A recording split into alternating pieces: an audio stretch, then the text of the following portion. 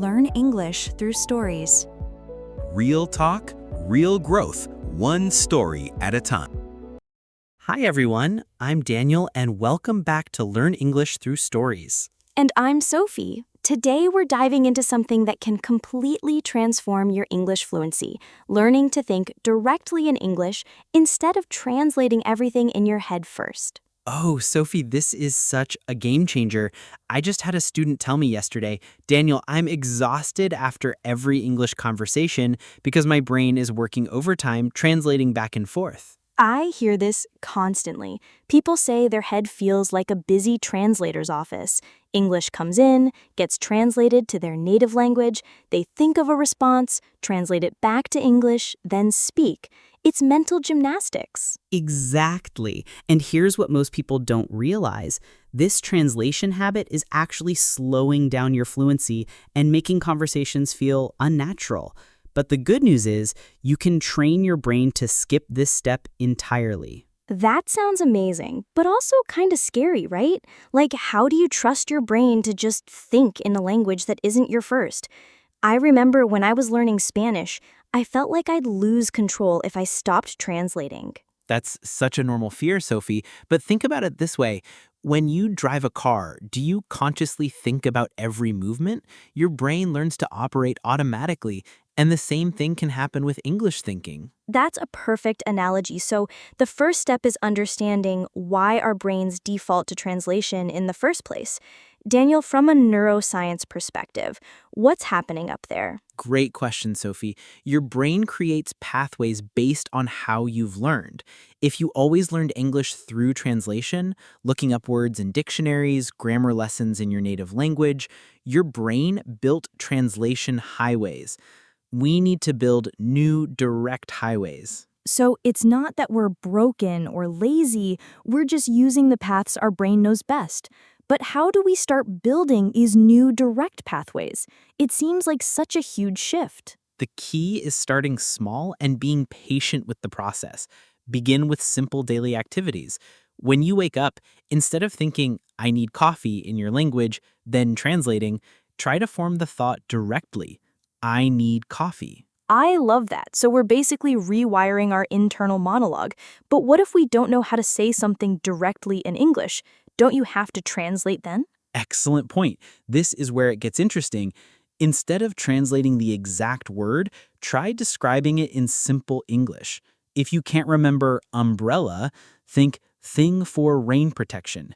You're staying in English while finding the concept. That's brilliant. You're teaching your brain to work within English instead of jumping back to your native language as a rescue. And I bet this actually helps vocabularies stick better too, right? Absolutely. When you describe concepts in English, you're creating more neural connections to that idea. It's like building multiple roads to the same destination. Much stronger memory formation. Now, here's something I'm curious about. What about emotions and complex thoughts? Like, when I'm angry or excited, my first instinct is to think in my native language. How do we handle that? Such an important question, Sophie. Emotions are deeply connected to our first language, so this takes more practice. Start by naming emotions directly in English when you feel them. I'm frustrated. I'm excited. I'm confused. Oh, I see. So instead of feeling an emotion, translating it, then expressing it, we're trying to feel and name it directly in English. That cuts out the middle step entirely. Exactly. And here's a powerful exercise. Try having emotions-based conversations with yourself in English. I'm stressed about this meeting because, and let your thoughts flow in English without censoring. That sounds challenging, but so valuable. What about when we're problem solving or making decisions? Those tend to be really complex thought processes. This is where the magic happens. Start with simple decisions in English. Should I have tea or coffee? What should I wear today? Make your brain practice decision-making language patterns in English. I love how practical this is. So we're not trying to flip a switch overnight. We're gradually expanding the territories where English thinking happens naturally. Perfect way to put it. And here's something fascinating. People who think directly in English often report that their personality feels slightly different in English. This isn't a problem, it's actually a beautiful part of becoming bilingual. Yes, I've experienced this too. My English thinking self is maybe a bit more direct, while my native language self is more nuanced. Both are authentic parts of who I am. That's such a healthy perspective, Sophie. Now, let's talk about common obstacles.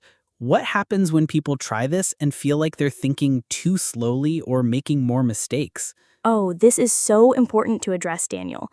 When you first start thinking directly in English, it will feel slower and clunkier. That's completely normal. You're building new neural pathways, and that takes time. Right. Think of it like learning to write with your non-dominant hand. At first, it's awkward and slow, but with practice, it becomes more natural. The key is celebrating small progress, not expecting perfection. And about those mistakes, making errors while thinking directly in English is actually a sign that you're progressing. You're taking risks and trying to operate in pure English mode.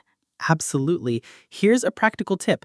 Set aside 10 minutes daily for English-only thinking time. Pick a topic and explore it entirely in English thoughts, even if they're simple or imperfect. That's such a manageable way to practice.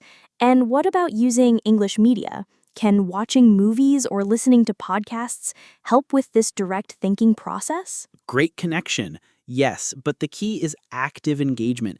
Instead of passively watching, try predicting what characters will say next or pause and summarize scenes in your own English thoughts. So we're training our brain to operate in English mode rather than just consuming English content. It's like the difference between being a spectator and being a participant. Perfect analogy. And here's an advanced technique. Try journaling in English, but focus on stream of consciousness writing. Don't plan your sentences, just let English thoughts flow onto paper. That sounds like it would really reveal where your direct English thinking is strong and where it needs more development, like a diagnostic tool for your brain. Exactly. You'll notice patterns. Maybe you think easily about daily routines in English, but struggle with abstract concepts. That shows where to focus your practice. Before we wrap up, I want to emphasize something important.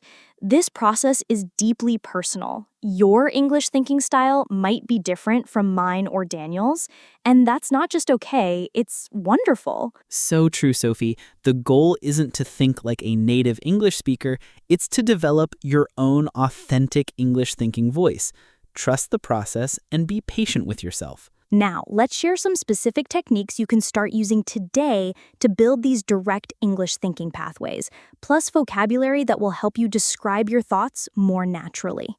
Remember, every moment you think directly in English, you're strengthening those neural connections. Start small, stay consistent, and watch as English becomes not just a language you speak, but a language you truly think in.